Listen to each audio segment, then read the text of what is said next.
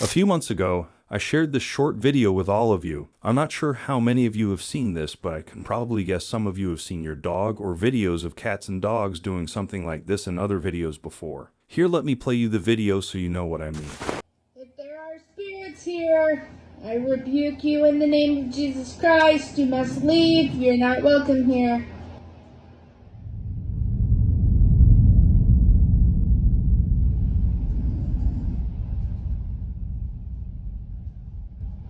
What's going on?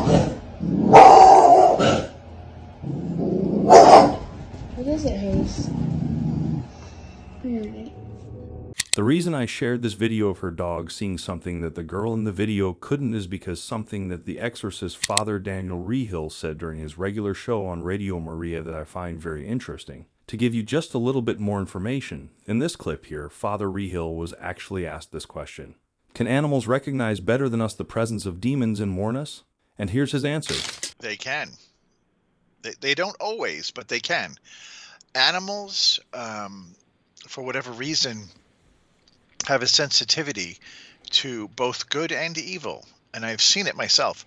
This is why when I go into somebody's house to do some kind of deliverance, I ask them to lock up the dogs. And they say, Father, this dog is so gentle and so loving. I said, I don't doubt that, but that dog is susceptible to being taken over by a demon, and then we've just weaponized claws and teeth, and I'm not going to have it. So, the people don't understand it. Your pet might be fine, but it's when the demon goes into the pet that we have a problem. But they can sense it. In fact, I remember there was one occasion where I was in a living room and casting out demons. And as I started to cast out the demons, the fish in the fish tank started jumping out of the water. And we all saw it. And I knew the fish knew something was happening, and they were very irritated by it. So yeah, it can. They can sense something. They also can focus in. If you see your dog staring at the corner of your bedroom and he won't stop looking and he starts growling, he's seeing something, And in fact, there's a story about St. John Paul. When he was the Pope, he came to America for a visit down in Manhattan. He was visiting New York, came in on the helicopter to the heliport down by Wall Street, and he made his way. I think he was heading up to St. Patrick's for something. And along the way, he saw a church, and he said, stop the car. I want to go into this church. And, of course, the Secret Service said, well, we haven't checked the church out, so you really can't do it. So he said, I'll wait. Go ahead and do it. So they empty the church. They send in the dogs who are looking for bodies, people. And one dog in particular wouldn't stop barking. And the Secret Service agent came out and said, well, we have a problem. There's somebody in that church and we can't find him. And the Pope said, really? Where is the dog? And he said, he's just standing at the middle of the church looking up towards the altar. And he said, oh, if only we had faith like that dog. He's recognizing the presence of Jesus Christ in the tabernacle. And in fact, that was the person that was left in the church. So the animals, sometimes they know more than we do. Bless the Lord, O my soul, bless it. Thanks again for tuning in to Armor of God. As always, thank you so much for being here with us, and hopefully you'll learn something useful for your own spiritual warfare here. I hope all of you are not tired of me sharing some more stuff from Father Daniel Reehil in this video, but I've put together a few more interesting lessons that I hope you can learn a lot from, especially when it comes to your spiritual warfare and learning about our Christian faith in general. There are a few interesting topics covered in this video that were answered by Father Reehil, not only relating to exorcisms, but about many other things that include donating our organs as well, and something like this, which some might have overlooked from time to time or forgotten, but a very good reminder nonetheless. Well, you can't really purchase a blessed or a religious item, because once you purchase it, it's sort of like the blessing is off. It's an odd thing that we presume in the faith. So when you go to a store and you see rosaries for sale, presumably they're not blessed until you buy them and then you have them blessed. Now, if somebody bought something, blessed it, and then now let's say they died and their kids are putting it on eBay, the same thing. Just when you receive the item, just take it to your priest and have him bless it. We're not supposed to be charging Like there was a parish who will remain nameless, who was charging for holy water. And when you do that, it takes the blessing off the holy water. So they were just selling water without knowing it. Or about pagan religion. Chinese divination is pagan, so you're dealing with demons. But I did have somebody who became full-on possessed trying to open his third eye, which is more of an Indian thing. Whenever you're dealing with pagan religions, you're dealing with demons. But I'll kick this off with this one. Now, some of you have probably heard Father Chad Ripperter talked about this before, or from other exorcists as well, that some exorcists play Gregorian chant during the exorcism to prevent demons from gaining strength. And so Father Reehil was asked about this, and the caller was wondering if we play it in our car or while we are multitasking, will it help us keep demons away from harassing us? The Gregorian chant, very powerful, very powerful. And yes, when you play it in your homes, it's an irritant to demons. They don't like it, and they don't want to be around it.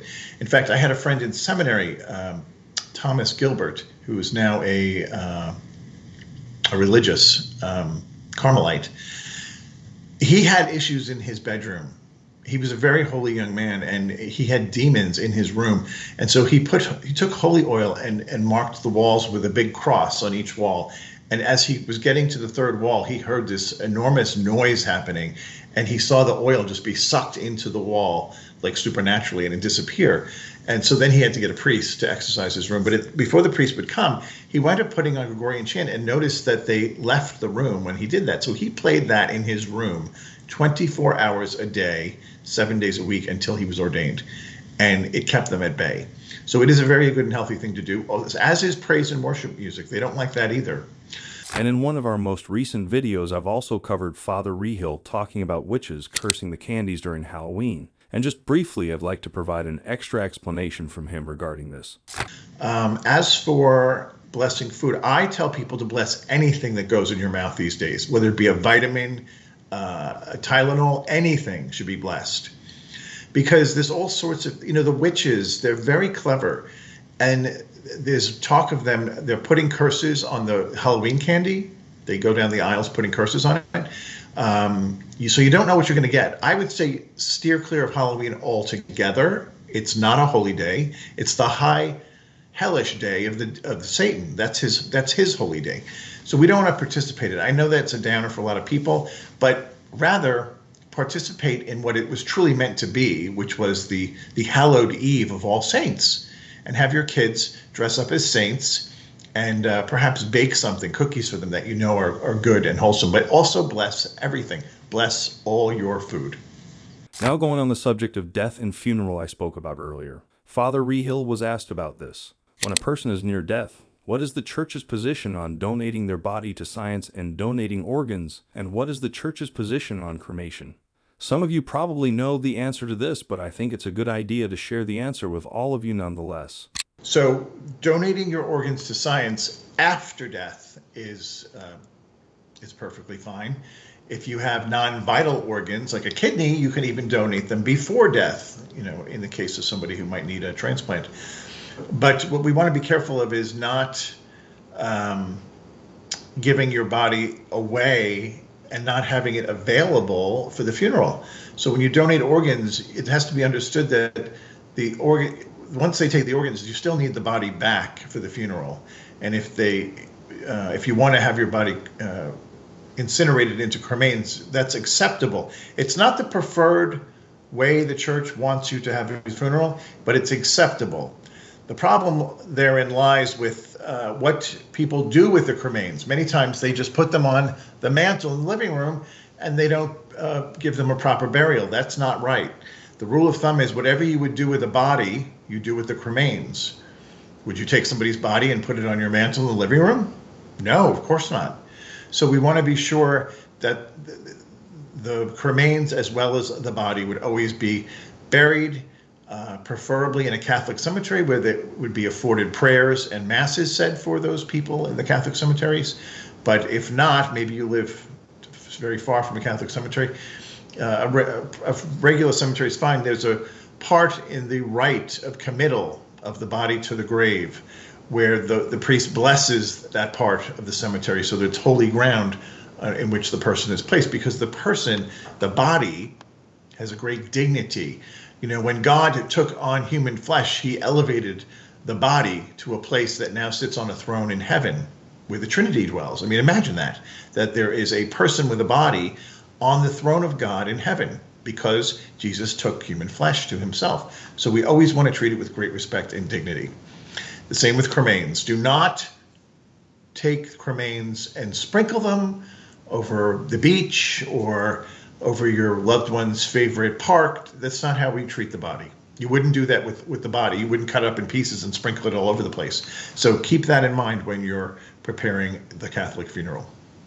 Anyway, we've probably seen priests running away from demons only in movies, but we also have to remember that not all of the priests are exorcists. Unlike the Orthodox Church, the exorcists in the Catholic Church have to be appointed by the bishops. And so it's interesting to hear Father Reehil sharing stories of priests running away from performing deliverance. But I'll tell you some of the truth about the exorcisms and deliverance in general. It's not a sacrament. It's a sacramental. So it relies on the holiness of the one ministering the prayers as well as the one receiving them. Perhaps he did perceive that he was not fit to perform any kind of deliverance. But running away we typically don't run as priests anywhere. So running away to me would imply more of a fear factor. Perhaps he was having a moment of fear, or maybe the demon manifested to him in a personal way and he was afraid. I don't know. But that's never good when the priest is running away. Although I have heard of it before where there have been priests who didn't really believe in this sort of supernatural, and when they encounter it, it frightens them. And I heard of one back where I grew up who did run out of a house and decide I'm not going back to do that. You can't blame the priests. We don't get training in seminary. It's just not trained at all anymore. And so that's why they kind of push all this work over to the one or two exorcists in a diocese, which really isn't fair either. Because how can one man handle all the demonic problems in a whole diocese? It's outrageous to think that's possible and even probable. The basic deliverance should be taught for all priests to handle in their own parishes. And then for the highly specific cases of possession and maybe oppression and problems with vexations in homes or curses, the exorcist could be brought in. But currently that's not really the way it works. So maybe in the future there'll be better training. I don't know. I would hope so. And what about the stories that we've heard before about Padre Pio constantly under attack by the demons, beaten up by the demons? Some might be wondering, wasn't Padre Pio a holy man? Then why would the demons be anywhere near him to begin with? Well, this is highly unusual, first of all, because he's a very holy man. So somebody would say, well, how come he's getting beaten up by demons?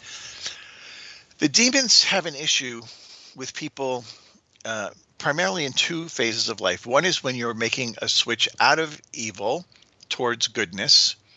So at the beginning stages of a conversion, you'll see a big pushback from the demons because they don't want you to come out of their grasp. I was just with a man yesterday who was telling me that very wealthy individual, and he had sort of an epiphany later in life where he realized all the money and the possessions really didn't amount to much when it comes to eternal life. And he made a conscious decision to move away from the world and get closer to Jesus. And the very moment he made this audible prayer, he heard an audible sound of a growling. He called it like a wild beast that was growling at him. And he told me, I knew that was either Satan or a demon, and they were very unhappy with that decision. And I said, of course, because you're moving out of their clutches and you're going into the embrace of Jesus. They don't like that. But the second time they can get very hostile is when they realize they can't touch a soul. So there are certain, I would say most of the saints, they get to a point in life where their soul is untouchable. They've achieved a state of what we would call is transforming union with God. And so there's like really nothing that the demons can do to get at them. The temptations are kind of left at the doorstep. They have nothing that's really tempting them anymore. At that point, all they can do is beat you up. And these saints, they really don't even, I mean, does he enjoy it? No. But the monks, I should say the friars that witnessed these beatings said he also was frequently seen having a pillow float across the room and put under his head. And when asked, he said, that was Our Lady comforting me. So when that door to the supernatural opens, it opens on both sides. And clearly he had tremendous gifts coming from heaven. And so also the side that's open would be open for the demons to retaliate. And they did. But he used his pummelings to save souls. He would unite his sufferings to the cross in order that more souls could be saved. So, you know, if you're lucky enough to get to that point in your life where you're in a transforming union of grace with God, you really don't care about the demons and whatever they're doing. You're using everything to save souls.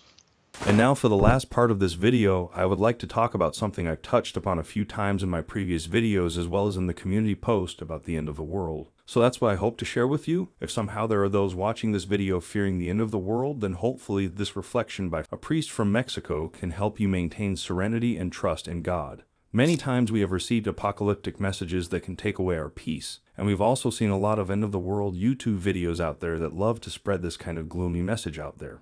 And as Father Corin pointed out, that many people upon receiving disturbing messages about the end of the world are filled with anguish. And so faced with these supposed prophecies that fill the internet, the priest highlighted 4 things Jesus teaches us. Number 1, the world will end. When we look at the selfishness of men, the violence of one against another, and the accumulation of sins upon sins, we wonder if so much evil is destined to be perpetuated for infinite centuries. No. The universe as a creature has its days numbered. Just as God set limits to the sea when it covered the earth, so evil will not prevail eternally in the world. Number 2. Signs of evil and disorder can make one believe that the end of the world is imminent. Some, when analyzing the facts of history, reach that conclusion. However, these signs have accompanied the journey of humanity. For example, in the 14th century, with the appearance of the Black Death, which decimated a third of the European population, many believed it was the end of the world, but it was not. Jesus tells us not to pay attention to those who prophesy the end of the world for this or that date. They are usurpers of the only Master and Lord. Number 3. Our life is until the last minute, in the blessed hands of the Heavenly Father. My life is in your hands. Deliver me from my enemies and persecutors. But you, Lord, are my refuge.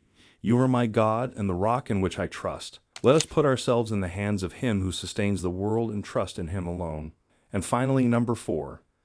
God calls us to bear witness to serenity, peace, and wisdom in a restless world.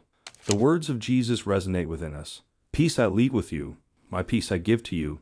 I do not give it to you as the world gives. Do not let your heart be troubled, nor let it be afraid. Thus we will be prepared to receive the end of the world without panic and in the peace of the children of God. And so let's trust Jesus with our fears. Well then, that is all for the video this time. And as always, hopefully all of you have learned a lot from this video, and if there's any feedback or suggestion, please don't hesitate to let me know in the comments below.